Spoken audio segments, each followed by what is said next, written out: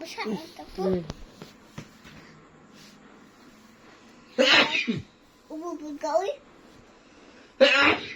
Ubawang tail pa pang, uy. Hindi ko masapuan di sa kamata ko. Ba, nangin. Dugay na kayo ni imong tail kay. Kugulo kayo imong tail. Man, tindugan na akong tail. Lalo uya. Naipit man po ni Papa.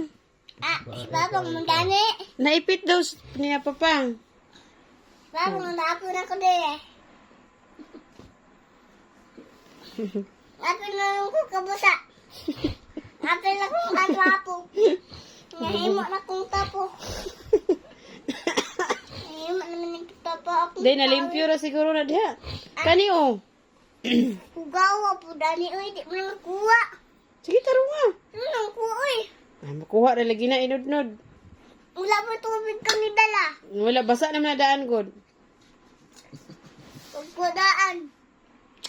Mubalik na po ko dito. Oh. Ayaw ra ka na ra basa man na. Ugas pa ko yun dito. Labahan pa nimo ng trapo, daghan pa kay kang buhaton. Amoy ay na po na apila ng bulak oy. Apilo na ako yun kay. Nandayo na hugaw kayo na. Mamang. Oh. Ayaw nalimpyo na na diha. Wala pa. Yung sa may kaingon ni mo nga si Papang nahubog. Oh, naubog di. Amo ko tulog yun. Yan na, tapad ta. Dapat na yun. Si Papang diha sa ubos. Sul kayo akong tiil. Sul kayo akong tiil. Luya man imong tiil na lata una. Akong tiil.